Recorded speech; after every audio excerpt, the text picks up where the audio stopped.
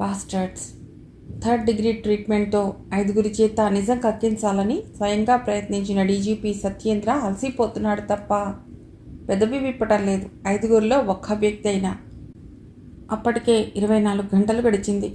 శరీరం తూట్లు పడిన, చర్మం చిట్లి రక్తం గడ్డగట్టుకుపోతున్నా వారిలో చలనం లేదు.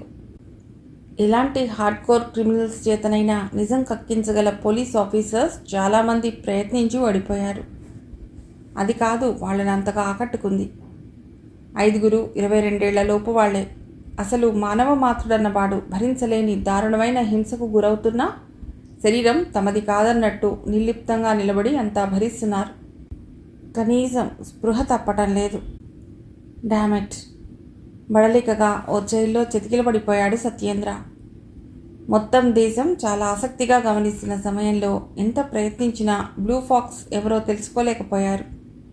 కేంద్రంలోని ప్రైమ్ మినిస్టర్ సెక్రటేరియట్ మొదలుకొని రాష్ట్ర హోం సెక్రటేరియట్ దాకా వెంటాడుతున్నారు. ఇటు ప్రజలు, పత్రికలు ఉత్కంఠగా ఎదురుచూస్తున్న తరుణంలో నేరస్తుల నుంచి నిజం రాబట్టడంలో గల 3 దశాబ్దాల అతడి చరిత్ర అక్కడ విఫలమవుతుంది. మరణించిన వ్యక్తుల తల్లిదండ్రులు, పిల్లల బంధువుల రోదనలతో నగరం అట్టుడికిపోయింది. క్షణక్షణానికి టెన్షన్ ఉధృతమవుతుంటే 5గురు నేరస్తుల వివరాల్ని, గత చరిత్రని తెలుసుకోమని మొత్తం పోలీసు మెర్సనరీని రంగంలోకి దింపారు. సరిగ్గా మధ్యాహ్నం 2:30కి దూకుడుగా గదిలోకి వచ్చాడు నగర పోలీస్ కమిషనర్. సార్, మొత్తం వివరాల్ని సేకరించా. అందరూ వాంటెడ్ పర్సన్స్. ఉద్విగ్నంగా తలెత్తాడు డీజీపీ. సుమారు 2 ఏళ్లుగా పోలీసుల చేత గాలింపబడుతున్న ఈ 5గురిలో ఒకడు తిహార్ జైలు నుండి తప్పించుకుంటే 4 పోలీసులకి చిక్కకుండా నేరం చేసి పారిపోయిన వాళ్ళు. చిత్రం ఏమిటంటే అంతా తెలుగు వాళ్లే.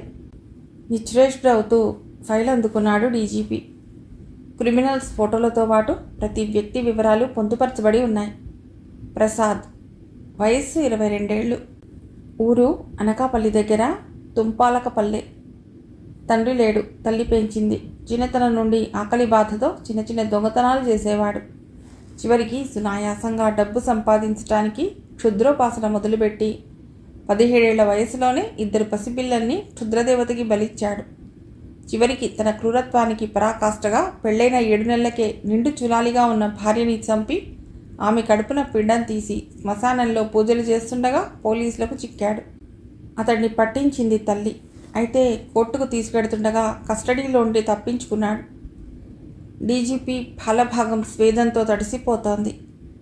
రెండో వ్యక్తి అర్జున్, వయసు 21, ఇంటర్మీడియట్ దాకా చదువుకున్నాడు. తల్లిదండ్రులు లేని అనాథగా బాబాయ్ దగ్గర పెరిగాడు.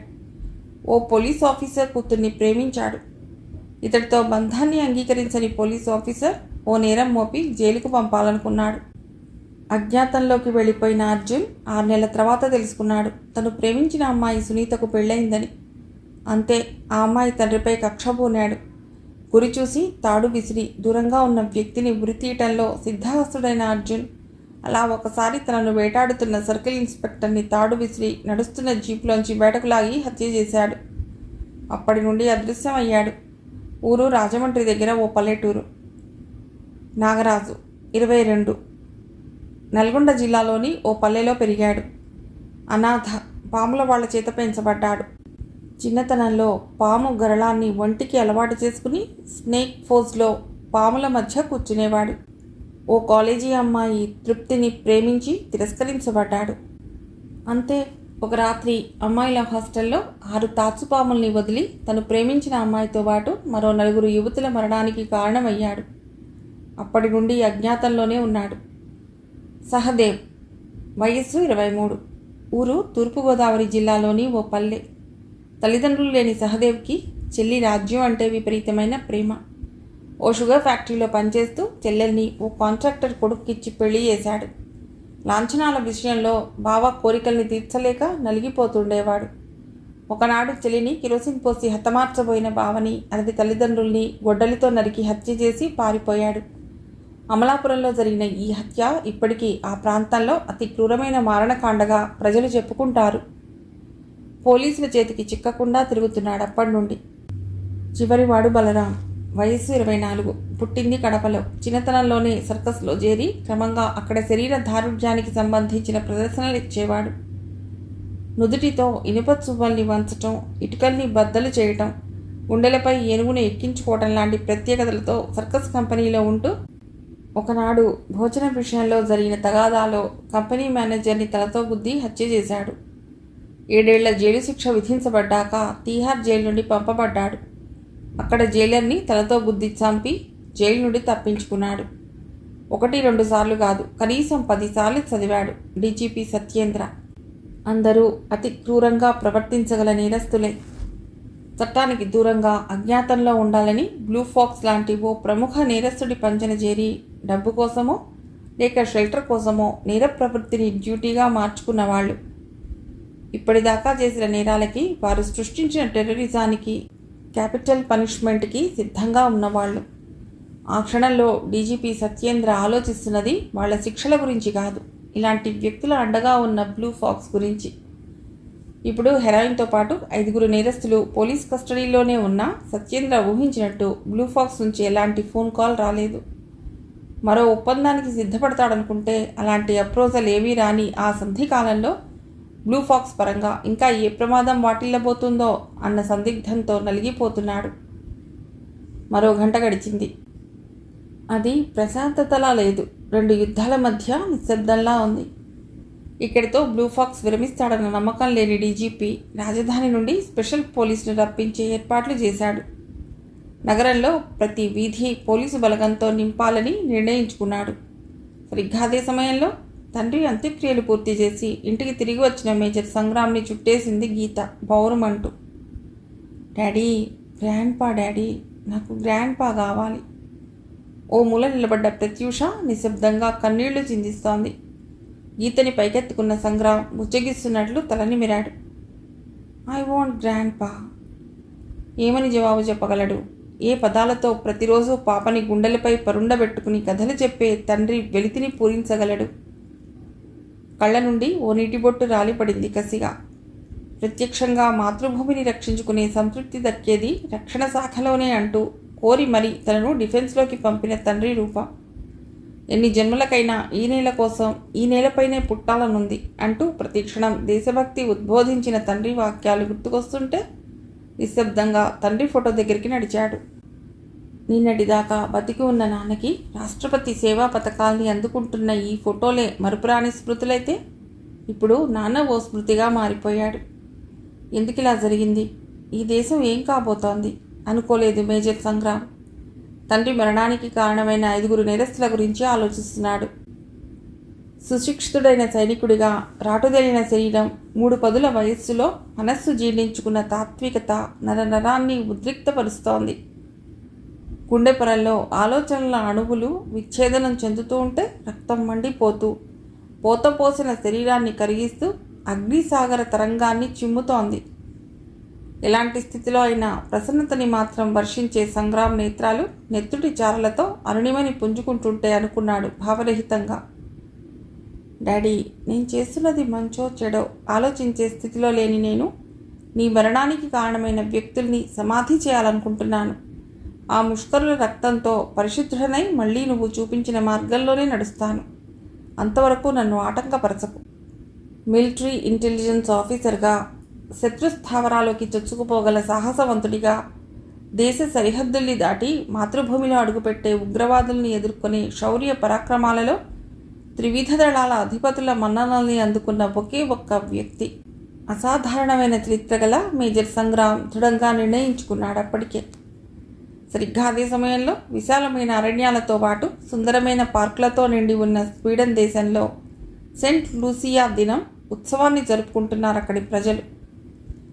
జూన్ నుండి ఆగస్టు దాకా వేసవికాలంగా పరిగణించబడే స్వీడన్లో శీతాకాలపు చలి ఉధృతమయ్యేది నవంబర్ మాసంలోనే. స్వీడన్ దక్షిణ ప్రాంతంలో సగటు వెలుగు 6 గంటలు కాగా ఉత్తర స్వీడన్లో అది 3 గంటలకు కుంచుకుపోతోంది.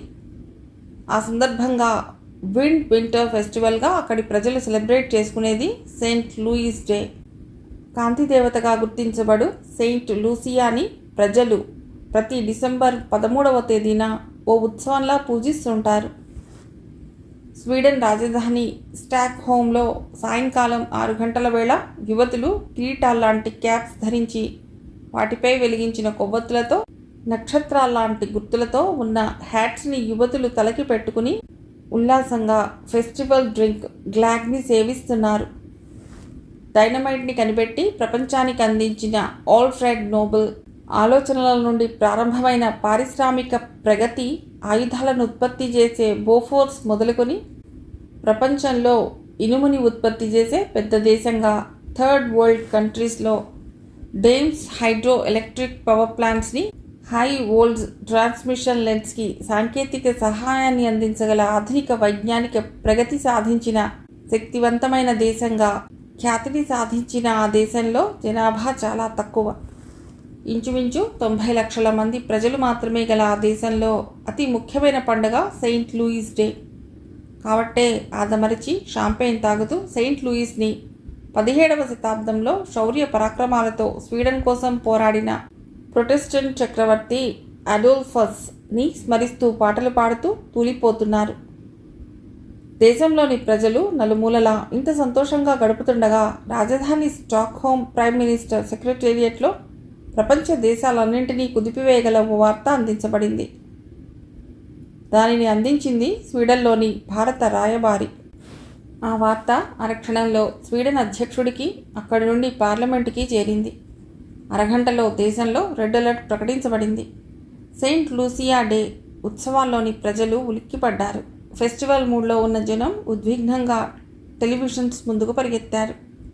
అప్పటికే రాష్ట్రపతి ప్రజలను ఉద్దేశించి మాట్లాడుతున్నారు. 20వ శతాబ్దంలో మోడల్ కంట్రీస్గా తటస్థ రాజకీయ విధానంతో ప్రపంచ దేశాలన్నింటిలోనూ సహృద్భావ వాతావరణాన్ని కోరుకునే మన దేశం ఇప్పుడు కూడని ఆపదలో చిక్కుకుంది. 2 నిమిషాల విరామం. స్నేహ సౌభ్రాతృత్వాలను కోరుకునే మన ప్రధాని ఎడ్బర్గ్ భారతదేశంలో స్నేహయాత్రని ప్రారంభించిన ఆ రోజు ఉన్నట్టుండి అదృశ్యమయ్యాలని ఇప్పుడే మాకు తెలియజేయబడింది. స్వీడన్ ప్రజలు ఉద్విగ్నంగా చూస్తున్నారు. ఒక దేశ నేతకి రక్షణ ఇవ్వలేని భారతదేశ ప్రభుత్వానికి మా నిరసన తెలియజేస్తూ ప్రధాని ఎడ్బర్గ్కి ఏ ఆపద జరగకూడదని ఆకాంక్షిస్తున్నాం. అవసరమైతే అగ్రరాజ్యాల సహాయాన్ని అర్థించి మన ప్రధానిని రక్షించుకునే ఏర్పాట్లకు సిద్ధమవుతున్నాం. అత్యంత సంతోషకరంగా ఉత్సవాన్ని జరుపుకుంటున్న ప్రజలకి ఈ దుర్వార్తని ఈ క్షణంలో తెలియజేయవలసి రావటం బాధాకరమే. అయినా మన సార్వభౌమాధికారాన్ని ప్రశ్నించే ఈ సంఘటనకి కలత చెందుతూ ఎప్పటికప్పుడు వివరాలను మీ ముందుంచుతామని హామీ ఇస్తున్నాం. ఆ క్షణంలో ప్రజల ఆలోచనల్లో మెరిసింది ఒక్కటే. 1986 ఫిబ్రవరిలో స్టాక్హోమ్ నడి రోడ్డుపై దుండగుల తుపాకీ తూటాలకి ఆహుతైన ప్రధాని ఒలోఫ్ పామ్ దుర్మరణం. మళ్ళీ ప్రస్తుతం ప్రధాని ఎడ్బర్గ్ కూడా అటువంటి ఆపద ప్రమాదానికే గురిగాబోతున్నాడా? ఒక దేశ ప్రధాని మరో దేశ ప్రభుత్వ ఆహ్వానంపై వెళ్ళి ఇలాంటి స్థితిలో చిక్కుకోవటం ప్రపంచ దేశాల్లో ఇదే ప్రథమం. ఆ మరుసటి రోజే ఐక్యరాజ్య సమితి భద్రతా మండలిలో ఈ సంఘటన గురించి చర్చించబడింది. ప్రపంచ దేశాలన్నీ నిరసన ప్రకటించడమే కాక అంతర్జాతీయ స్థాయిలో భారతదేశంపై ఒత్తిడి మొదలైంది. 24 గంటలుగా భారత ప్రధాని కార్యాలయం సందడిగా ఉంది. అది నిజానికి సందడి కాదు, అలజడి. ప్రపంచ దేశాల ముందు తలొగ్గి జవాబు చెప్పుకోలేని స్థితికి ఆందోళన. అప్పటికే భారత ప్రధాని సిన్హా 2 సార్లు కేబినెట్ సమావేశం ఏర్పాటు చేశారు. రీసెర్చ్ అండ్ అనాలిసిస్ వింగ్ చీఫ్తో సిబిఐ, ఐబీ ఉన్నతాధికారులతోనూ చర్చలు జరిపాడు.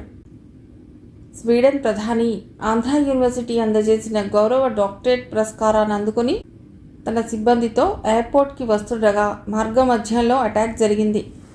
బాడీగార్డ్స్ ప్రాణాలు కోల్పోగా స్వీడన్ ప్రధాని అదృశ్యమయ్యాడు. అంతటి సాహసం చేసిన ముఠా ఎవరు? అంతర్జాతీయ స్థాయి నేరస్తులై ఉంటారు. ప్రపంచ దేశాలతో స్నేహాన్ని, అగ్రరాజ్యాల మధ్య సైతం శాంతిని ఆకాంక్షించే స్వీడన్ ప్రధానిపై కక్ష వరికి దేశం మొత్తం ఉత్కంఠంగా ఎదురుచూస్తున్న ఆ సమయంలో కేవలం ఆంధ్రప్రదేశ్లోనే గాక మిగతా రాష్ట్రాల పోలీసు బలగం కూడా అలర్ట్ చేయబడింది. అన్ని విభాగాలు పరిశోధనలో నిమగ్నమయ్యాయి. ఢిల్లీలోని స్వీడన్ రాయబారికి ఎప్పటికప్పుడు వివరాలు తెలియజేస్తున్నారు prime minister, principal secretary, home సెక్రటరీలు. భారత ప్రధాని రాష్ట్రపతిని కలుసుకుని పరిస్థితి గురించి తెలియజెప్పాడు. చాలా అసహనాన్ని ప్రదర్శించాడు రాష్ట్రపతి. 80 కోట్ల మందికి రక్షణ ఇవ్వగలుగుతున్న ఈ దేశంలో ఓ గౌరవనీయుడైన అతిథిని కాపాడుకోలేకపోయాము అంటే బాధాకరమైన విషయం. మన దేశ సమగ్రతని కాదని విదేశీయులు ఇక్కడ జోక్యం చేసుకోకముందే స్వీడన్ ప్రధానిని కాపాడండి, హెచ్చరికలా అన్నాడు రాష్ట్రపతి. ఇక్కడ ఈ చర్చ జరుగుతున్న సమయంలోనే Andhra Pradesh director general of police సత్యేంద్రకి oh phone call వచ్చింది. అది నార్కోటిక్స్ ముఠాకి చెందిన ప్రత్యర్థి నుండి. కంగారు పడకు డీజీపీ, నీకు నీ దేశానికి అంతర్జాతీయంగా కళంకం ఏర్పడిన క్షణాలలో అతి ముఖ్యమైన సమాచారం నీకు అందివ్వాలనే ఇలా ఫోన్ చేస్తున్నాను. మరేం లేదు. స్వీడన్ ప్రధాని ప్రస్తుతం నా కస్టడీలో ఉన్నాడు. క్షణం పాటు డీజీపీ రక్త ప్రసరణ ఆగిపోయింది. పాపం, మీ విదేశీ అతిథి నా దగ్గర ఆఖరి నిమిషాలు లెక్కబెడుతూ గడుపుతున్నాడు. Are you mad, you Richard preacher, అరిచాడు డీజీపీ సన్నగా కంపిస్తూ. ఎందుకు ఇలా చేశావు? నేనేమిటో నీకు స్పష్టంగా తెలియజెప్పాలని. అవును మిస్టర్ డీజీపీ, నీ అధీనంలో ఉన్న నార్కోటిక్స్ని, నా ముఠాకి చెందిన అతి ముఖ్యులైన నా 5 అనుయాయుల్ని నీతో పోరాడి విడిపించుకోవటం కన్నా ఇదే సులభమైంది. అంతేకాదు, నా అధీనంలో ఉన్న స్వీడన్ ప్రధాని నా చిరకాల ప్రత్యర్థి కూడా. సాలోచనగా అన్నాడు డీజీపీ. చెప్పు, ఏం కావాలి నీకు? నా మెటీరియల్, నా 5 వ్యక్తులు వెంటనే హ్యాండ్ ఓవర్ చేస్తాను. స్వీడన్ ప్రధానిని సురక్షితంగా విడిచిపెట్టు. నిజంగా? గౌరవనీయులైన దేశనేత కోసం స్వాధీనం చేయడానికి సిద్ధంగా ఉన్నాను. నమ్మమంటావు? ఎస్, ఉద్విగ్నంగా అన్నాడు డీజీపీ. చెప్పు, ఎక్కడ, ఎలా విడిచిపెట్టమంటావు?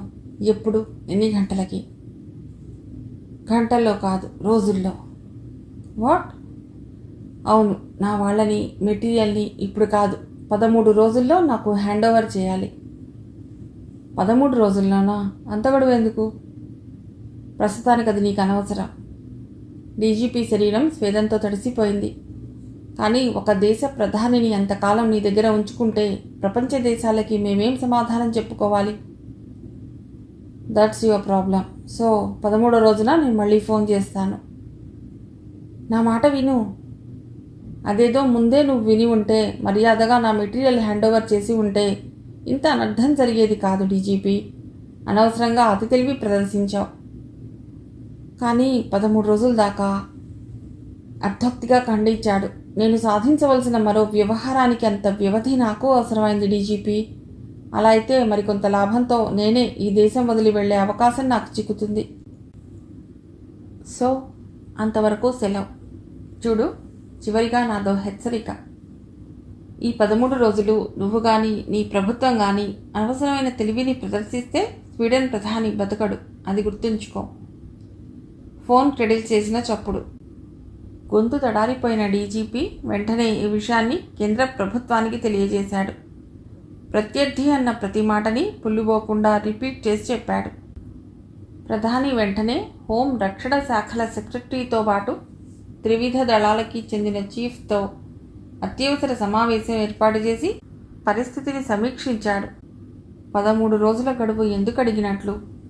ఈలోగా మరికొన్ని అనర్థాలకు కారణం కావాలని కోరుకుంటున్నాడా? ఈ విషయంపై చాలాసేపు తర్కించుకున్నారు. ప్రత్యర్థి పూర్వం చేసిన అటాక్ని బట్టి అతడి స్థావరం అరణ్యంలోనే ఉండాలి. సో కమాండ్ హౌస్తో అటాక్ చేసి స్వీడన్ ప్రధానిని రక్షించాలి. నో సార్, ప్రధాని ప్రిన్సిపల్ సెక్రటరీ వారింపులా అన్నాడు. ఇప్పటి వరకు జరిగిన సంఘటనల్ని బట్టి ప్రత్యర్థి చాలా బలవంతుడన్న విషయం మనకు అర్థమవుతుంది. కాబట్టి అలాంటి తొందరపాటు నిర్ణయాలు బెటర్ కాదనుకుంటాను. గంటల తరబడి ఉన్న సహనం ఆవిరైపోయి భారత ప్రధాని ఉద్విగ్నంగా అన్నాడు. అంటే 13 రోజుల పాటు మనం గోళ్ళు గిల్లుకుంటూ కూర్చుందామంటారు. Shame on our party. ఈలోగా ప్రపంచ దేశాలకి నేనేం జవాబు చెప్పాలి? అతిథి దేవోభవ అన్న సూక్తికి తిలోదకాలిచ్చి ఒక దేశ నేతగా సిగ్గుతో తలవాల్చి శత్రువు దయాదాక్షిణ్యాల కోసం ఎదురు చూస్తుండాలా? Nothing doing. ఆ తర్వాతైనా ప్రత్యర్థి తన మాట నిలబెట్టుకుంటాడన్న నమ్మకం నాకు లేదు. సో మన వైమానిక దళాన్ని రంగంలోకి దించి ఆ స్థావరం ఆచూకీ తెలియగానే వెంటనే బ్లాస్ట్ చేయండి. ఎయిర్ ఫోర్స్ చీఫ్ను చూస్తూ అన్నాడు. సార్, రక్షణ శాఖ సెక్రటరీ జోక్యం చేసుకున్నాడు. అలా అయితే స్వీడన్ ప్రధానిని మనమే చేజేతులా పోగొట్టుకున్న వాళ్ళం అవుతాం. What you mean? అడవిలో స్థావరం ఉండటమే నిజమైతే ప్రత్యర్థి తప్పనిసరిగా స్వీడన్ ప్రధానిని అక్కడే నిర్బంధించి ఉండాలి. కారణం, ఒక నేరస్తుడు ప్రోటోకాల్స్ గురించి ఆలోచించే అవకాశం లేదు కాబట్టి. మిలిటరీ ట్రూప్స్ని రంగంలోకి దించండి. స్థిమితంగా ఉండలేకపోతున్నాడు దేశ ప్రధాని. ఏదన్నా కానీ వెంటనే జరగాలి. అంతర్గతంగా ఎంత నష్టపోయినా కానీ మరో దేశానికి చెందిన ప్రముఖుణ్ణి అన్ని రోజుల పాటు ప్రత్యర్థి అధీనంలో ఉంచడాన్ని అంగీకరించలేకపోతున్నాడు. కానీ సార్, మళ్ళీ ప్రధాని సెక్రటరీ అన్నాడు. డిఎస్పీ సుధాకర్ మరణం విశాఖ నగరంలో జరిగిన టెర్రరిజాన్ని బట్టి చూస్తుంటే శత్రువు దేనికి వెనకాడని వ్యక్తిలా కనిపించడం మాత్రమే కాక మన ఆలోచనల్ని సైతం గ్రహిస్తే చాలు ప్రధాని ప్రాణాలకు హాని తలపెడతాడు. So what, ప్రేక్షకుల్లా కూర్చుందామా? హఠాత్తుగా అక్కడ నిశ్శబ్దం ఆవరించింది. ముఖ్యంగా మనం ఆలోచించవలసింది స్వీడన్ ప్రధాని రక్షణే గాక బలమైన శత్రువుని నిర్బంధించడం కూడా. లేనినాడు ఇలాంటి కథలే ఇక ముందు పునరావృతమయ్యే అవకాశం ఉంది. అందుకని మన రెగ్యులర్ మెథడ్ని కాక మరో కొత్త కోణంలో ప్రత్యర్థిని ఢీకొనాలి. అంటే వట్టి మ్యాన్ పవరే కాక మేధస్సుని ఉపయోగించి శత్రువుని చావుదెబ్బతీస్తూ స్వీడన్ ప్రధానిని రక్షించగలగాలి. ప్రధాని సెక్రటరీ అప్పుడు చూశాడు త్రివిధ దళాలకి చెందిన 3 ఉన్నతాధికారుల్ని. ఈ విషయంలో మీ సలహాని కోరుతున్నా. మిలిటరీ చీఫ్ అన్నాడు వెంటనే. శత్రువు శక్తిని పూర్తిగా అంచనా వేయగలిగితే తప్ప మనం ఎంత శక్తిని సమీకరించి పోరాడాలి అన్నది తేల్చుకోలేని విషయం. ఇది తప్పనిసరిగా అనుసరించవలసిన సైంటిఫిక్ అప్రోచ్. కానీ ఎలా? ప్రత్యర్థి ఎవరో తెలియందే అతడి శక్తిని ఎలా అంచనా వేయటం? ఏ స్థాయి నేరస్తుడైనా సహజంగా కొన్ని పొరపాట్లు చేస్తాడంటానికి ఉదాహరణ ప్రత్యర్థి ఆంధ్రప్రదేశ్ డీజీపీతో మాట్లాడుతూ దొర్లించిన కొన్ని స్లిప్స్. భారత ప్రధానితో పాటు అంతా ఉత్కంఠంగా చూశారు.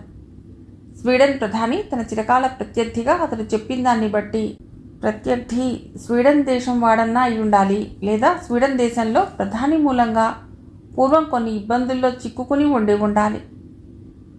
అలర్ట్ అయ్యారంతా. అద్భుతమైన విశ్లేషణ అది. ఎస్, తార్కికంగా ఆలోచిస్తే కొంత ఆధారం మనకి అందినట్టే. 5 నిమిషాల్లో సిబిఐ చీఫ్ని రప్పించిన ప్రధాని స్వీడన్ ఇంటర్పోల్ ద్వారా సేకరించవలసిన వివరాల గురించి తెలియజెప్పాడు. డ్రగ్ ట్రాఫికింగ్ సంబంధించి ఆ దేశం నుండి ఏ నేరస్తుడైనా ఈ మధ్య కానీ పూర్వం కానీ తప్పించుకున్నాడా అన్న విషయం తెలుసుకుంటే చాలు. మరో క్లూ అందించాడు మిలిటరీ చీఫ్. కారణం, మాదక ద్రవ్యాలని ఎరాడికేట్ చేయడంలో స్వీడన్ చాలా ముందున్న దేశం కాబట్టి ఇక్కడ ప్రత్యర్థితో పోరాటం మొదలయ్యింది మాదక ద్రవ్యం పట్టుబట్టంతోనే కాబట్టి. అభినందించకుండా ఉండలేకపోయాడు ప్రధాని. You are to be congratulated for your analysis mister Shah. అలాగే ఇప్పుడు మనం ఏం చేయాలి అన్న విషయం గురించి ఆలోచించాలి.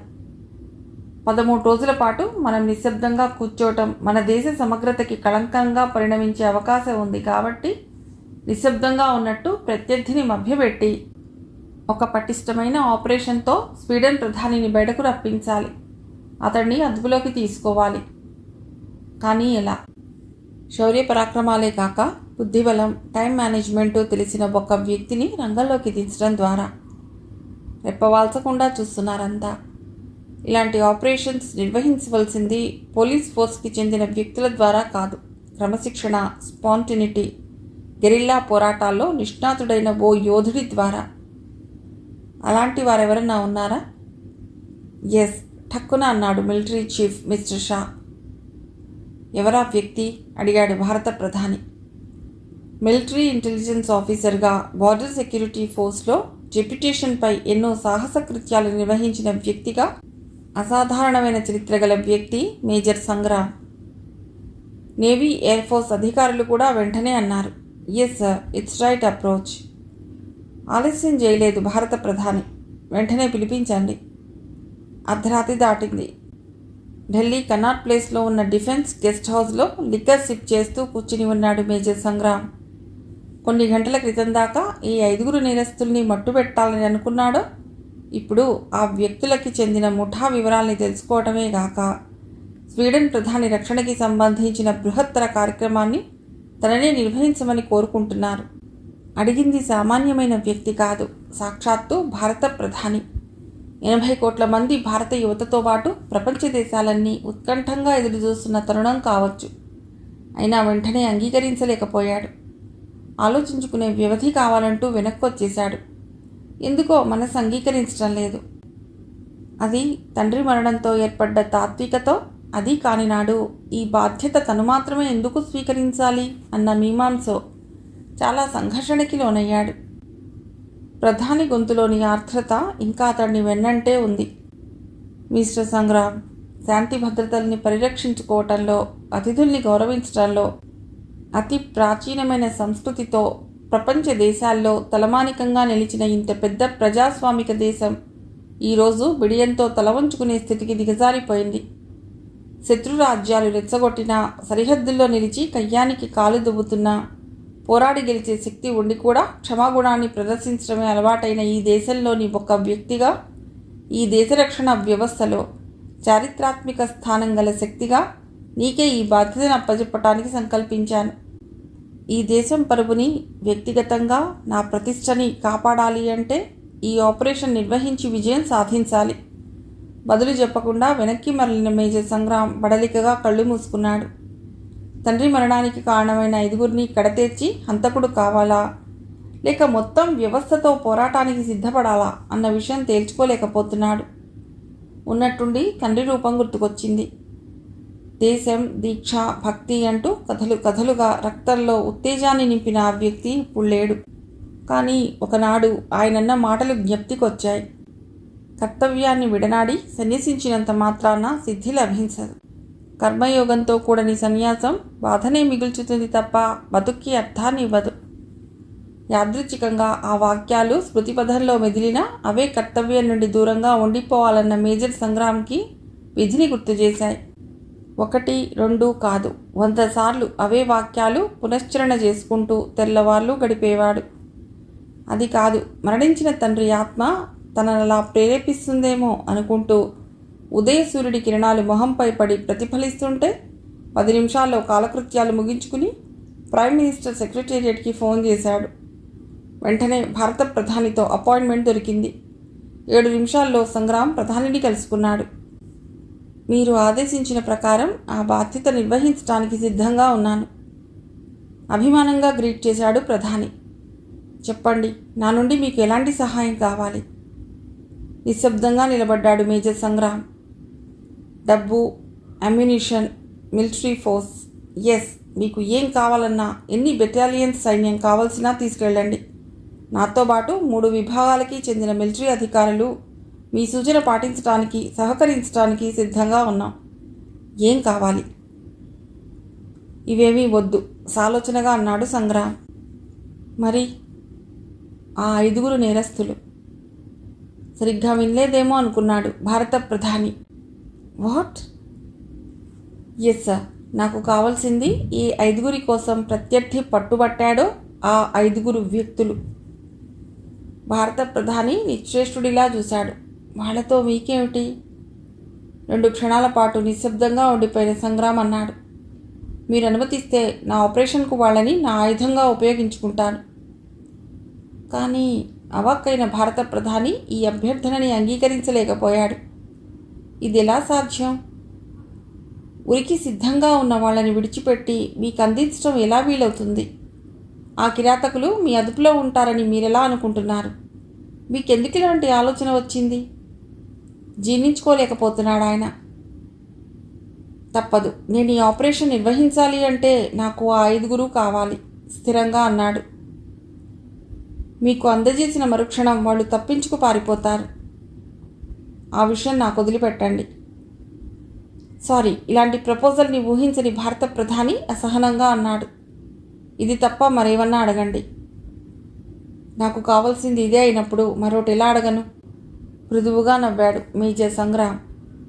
అయినా ఉగ్రవాదుల అభ్యర్థన మన్నించి కిడ్నాప్ అయిన IAS అధికారుల కోసం జైళ్లలోని నేరస్తుల్ని విడిచిపెట్టిన ప్రభుత్వం డాక్టర్ రుబియాని వెనక్కి రప్పించుకోవటానికి ఖైదీలుగా ఉన్న ఉగ్రవాదుల్ని విడిచిపెట్టిన ప్రభుత్వం నా విషయంలో ఎందుకు ఆందోళన చెందుతున్నట్టు? Try to understand mister Sangram.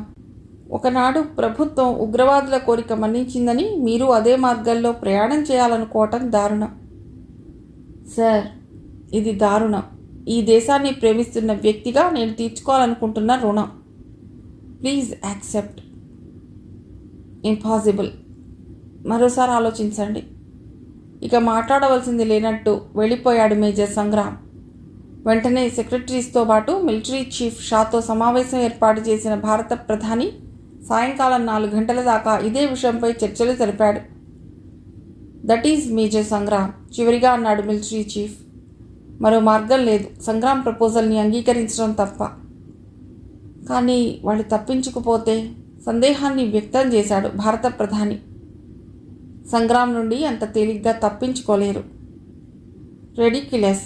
ఇంత రక్షణ వ్యవస్థని ఛేదించగలేంది ఒక్క సంగ్రామ్ వాళ్ళని ఎలా అడ్డుకోగలడు? ఈ విషయం కూడా సంగ్రామ్ ఆలోచించి ఉంటాడు. మిస్టర్ షా యథాలాపంగా అన్నాడు.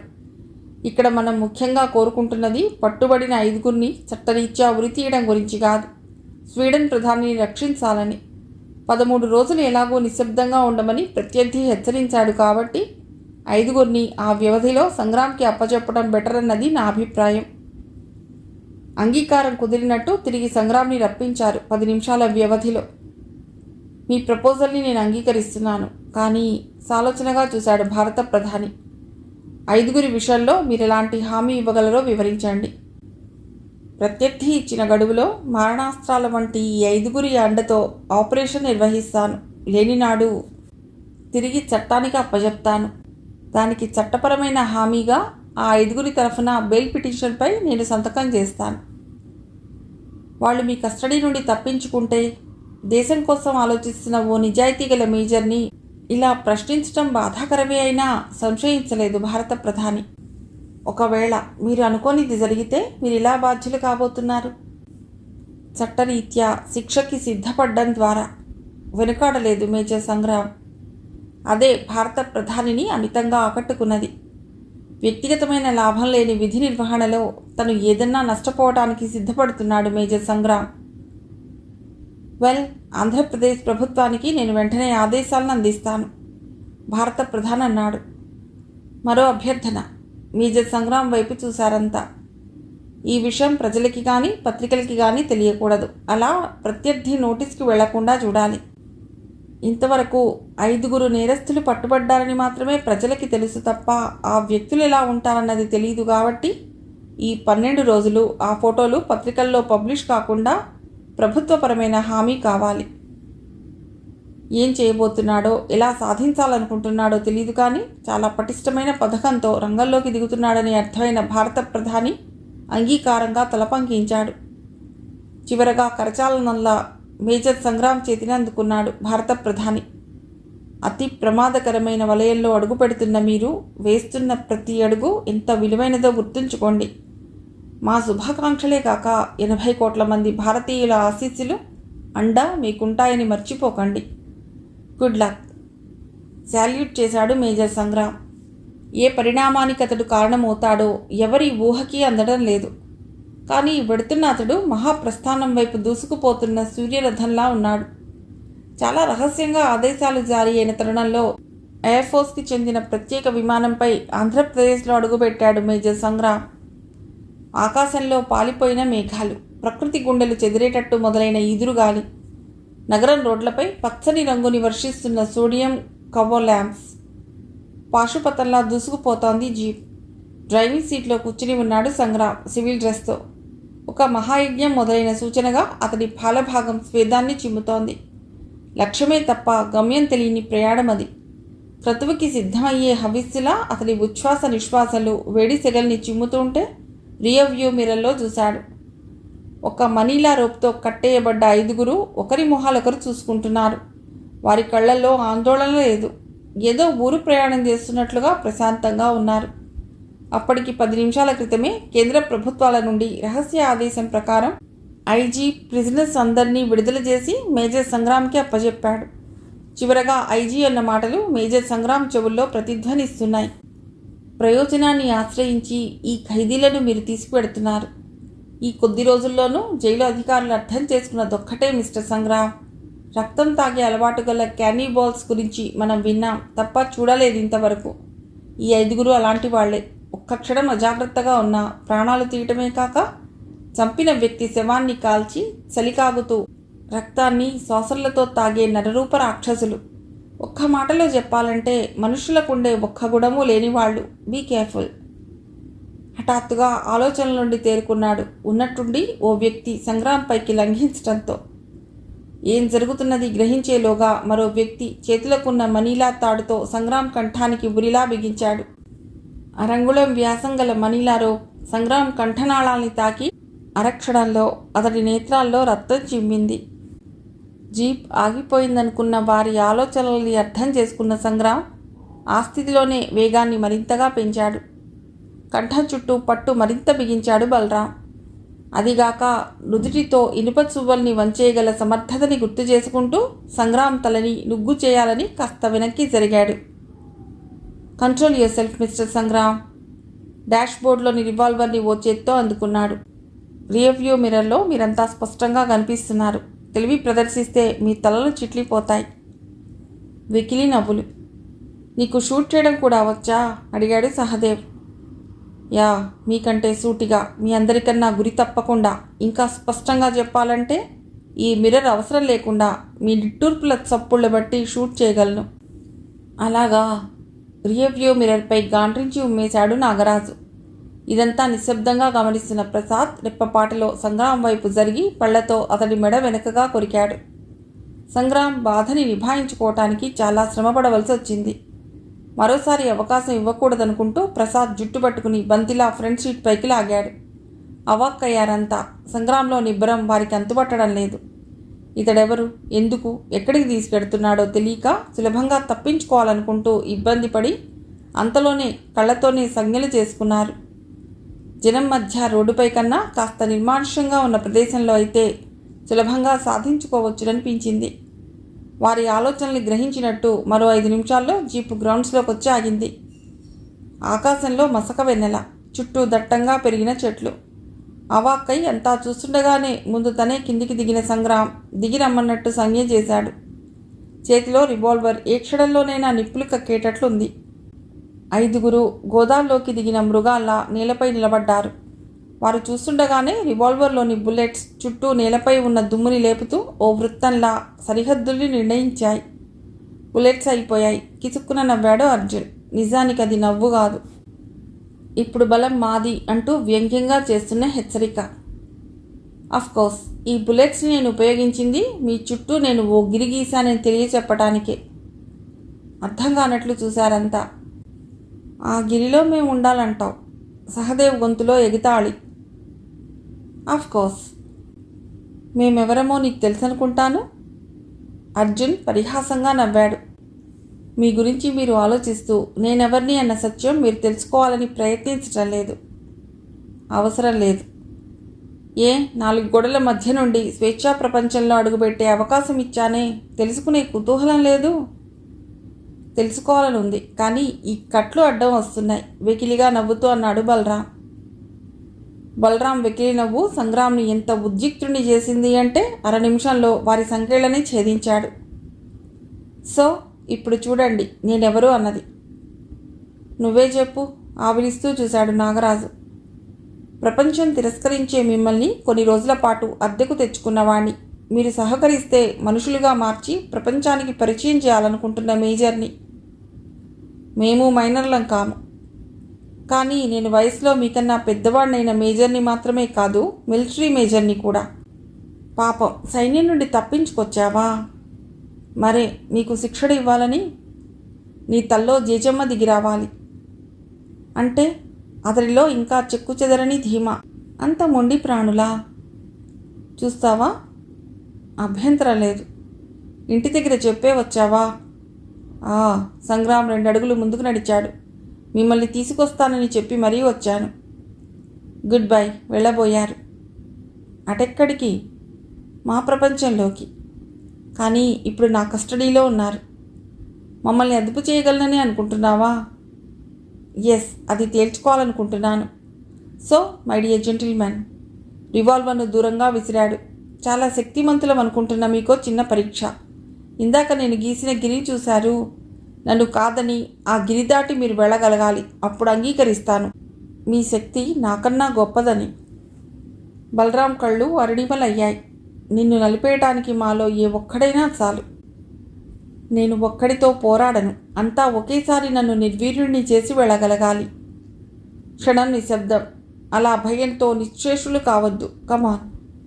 5 పిడికిళ్ళు బిగుసుకున్నాయి. బుసలు కొడుతున్న కళింగ నాగుల్లా చూస్తున్నారంతా. యూ బుచర్స్ కమాన్. అంతే. సంగ్రామ్ గీసిన గిరి గోదాగా మారింది. ఆ నిశ్శబ్ద నీరవ వాతావరణంలో 5 ఒకేసారి అతడితో కలయబడ్డారు.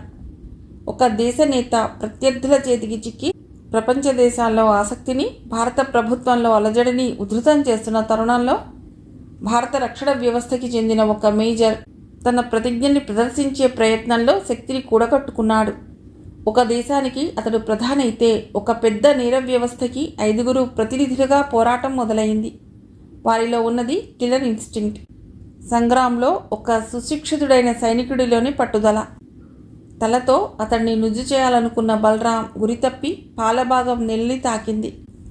అర్జున్ వేగం, ఒడుపు వృధా అయిపోయింది. పాములా కదులుతున్న నాగరాజు కాటేయాలన్న ఆలోచన గాడి తప్పుతోంది. 5 భూధరం పగిలిన భుగభుగల సెగలు సింధువులా చుట్టుముడుతుంటే సంగ్రామ్ వేగంగా కదిలే బిందువు అయ్యాడు. గాలి చీల్చుతున్న చప్పుడు. చీకటి నక్షత్రాల కాంతిలో వ్యోమనౌకలా ప్రత్యర్థుల్ని ఢీకొంటున్నాడు. అలసట ఎరుగని ఉన్మత్త ప్రభంజనాల మధ్య అగ్నిహోత్రంలా రగులుకుంటున్న సంగ్రామ్ శక్తిని ఉద్దీపితంగా మార్చుకుంటున్నాడు. ముందుగా సర్ఫేస్ ఎయిర్ మిసైల్గా మారి సహదేవ్ని నేలపై విసిరేశాడు. స్వేదంతో తడుస్తున్న ప్రత్యర్థుల్ని సందర్భోచితంగా ఢీకొనే యాంఫిబియాస్లా గురితప్పని తాకిడిని ప్రదర్శిస్తున్నాడు. మీద పడ్డ 5 దిగువన సబ్మెరీన్గా క్షణం ఆగిన సంగ్రామ్ మరుక్షణం డిస్ట్రాయల్గా విసిరికొట్టాడు. ఫ్రిగేట్గా, కంబాట్ ఎయిర్ క్రాఫ్ట్గా రూపాంతరం చెందుతూ సూపర్ పవర్లా తన విస్తృత దీక్షని టార్గెట్స్ పైకి విస్తరింపజేశాడు. 5, 6, 10 నిమిషాల పాటు బడలిక లేని పోరాటం సాగించాడు సంగ్రామ్. ఒక శిక్షణ అందించిన శక్తిని, ఒక దేశ సంస్కృతి ఇచ్చిన బలాన్ని సైంటిఫిక్గా వాడుకుని 5 మట్టి కరిపించాడు. నేల కొరిగిన 5 ఓడిన వ్యక్తుల్లా లేరు. రక్తసిక్తమైన దేహాలతో గాయపడ్డ క్రూర మృగాల్లా ఉన్నారు. ఆగిపోయాడు అక్కడే. మిగిలిన కథ తర్వాతి భాగంలో.